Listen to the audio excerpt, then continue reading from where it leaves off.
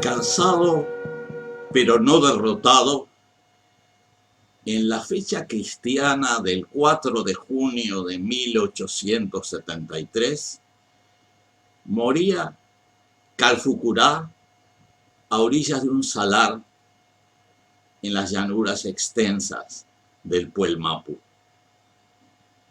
Su piel de guanaco estaba ensangrentada por la sangre vertida.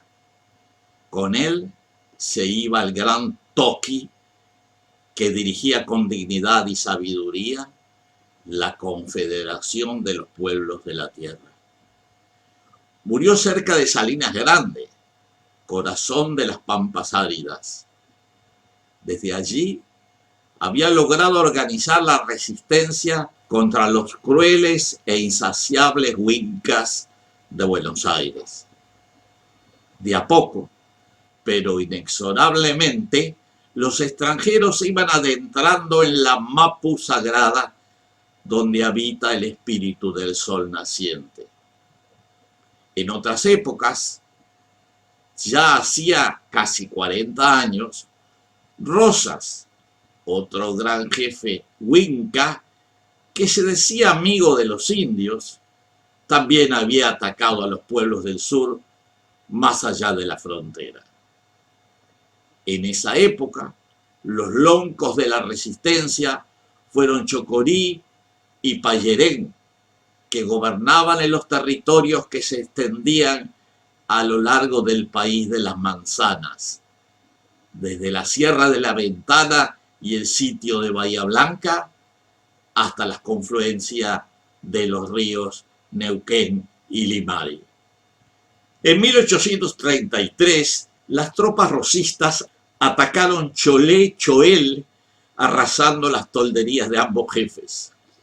En la Nochebuena del 24 de diciembre, los bonaerenses se regocijaron al enterarse a través de la Gaceta Mercantil que habían muerto 3.200 indios y se habían hecho 1.200 prisioneros. Rosas había logrado extender la frontera de Buenos Aires en unos 80.000 kilómetros cuadrados. La línea defensiva pasaba ahora por Bahía Blanca, Médano Redondo, que después se llamaría Fortín Mercedes, y Carmen de Patagones.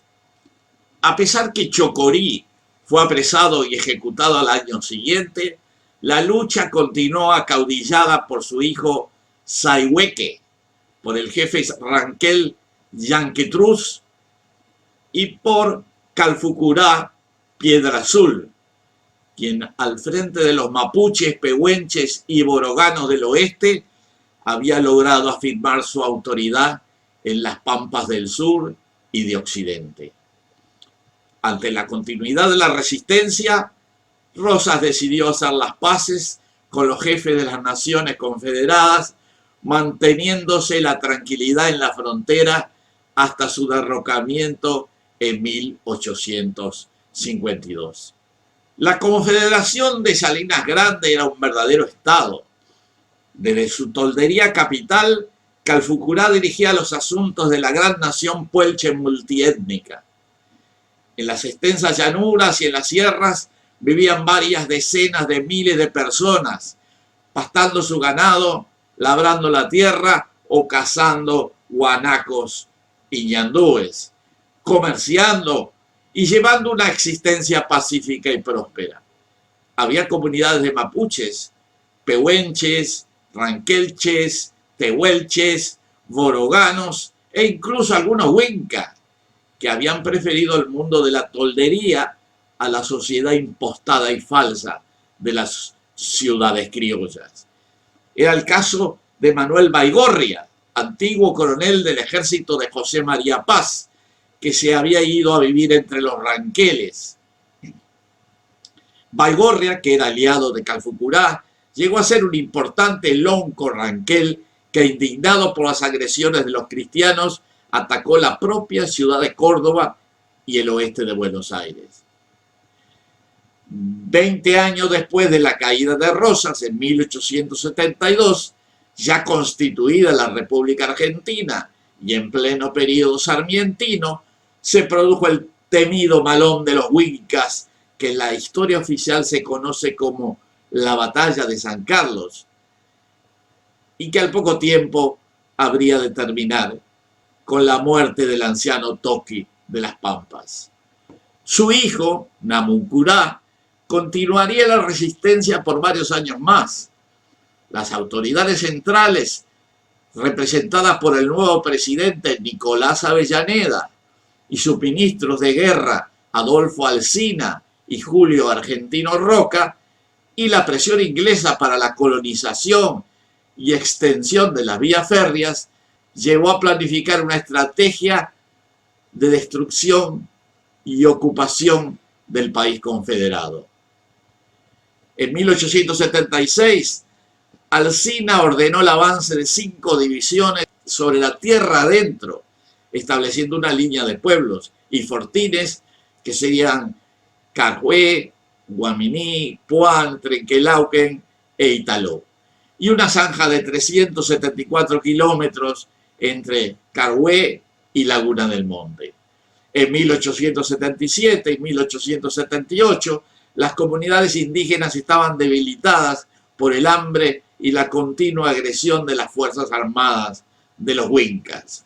Fue en ese momento que se produjo la estocada final. El ejército encabezado por Julio Argentino Roca, cada vez más numeroso y ahora armado con el poderoso fusil Remington, descargó toda su fuerza contra las naciones del sur. La campaña, que duró algo más de un año, permitió derrotar completamente a los pueblos confederados y ocupar su tierra en forma permanente.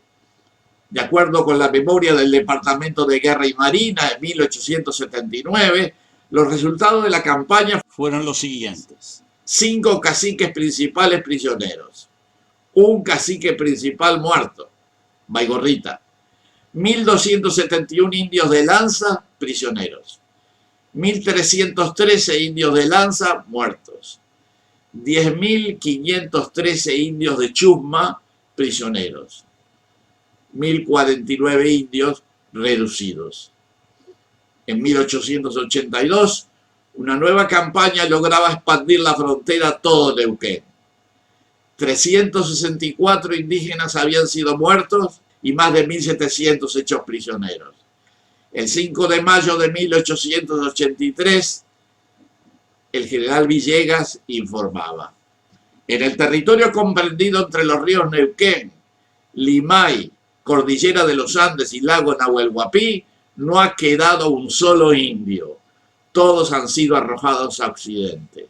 Al sur del río Limay queda del salvaje los restos de la tribu del cacique Sayhueque, huyendo, pobre, miserable y sin prestigio. En 1884, el general Winter decidió aniquilar a Sayhueque e Inacayal. Hambriento y agotado, Namuncurá ya se había visto obligado a rendirse con 330 guerreros. Los últimos loncos del Puelmapu, reunidos en asamblea, intentaron organizar una defensa desesperada con el compromiso de pelear hasta morir. En una situación de arrinconamiento sostenible, Sayhueque se entregó el 1 de enero de 1885 con más de 3.000 hombres. Algunos loncos continuaron la lucha. Un gran número de guerreros murieron en combate y los restantes se enfrentaron a los invasores en una última batalla el 18 de octubre de 1884. Hubieron más muertos y los 2 loncos sobrevivientes, Inacayal y Follel, cayeron prisioneros. En 1886, ambos jefes fueron trasladados junto con los restos de sus familias a vivir al Museo de La Plata, donde se expusieron al público curioso como piezas cautivas de la civilización triunfante. Este texto fue tomado del libro que publiqué hace unos 10 años, que se llamaba Crónicas de la Peripecia Humana.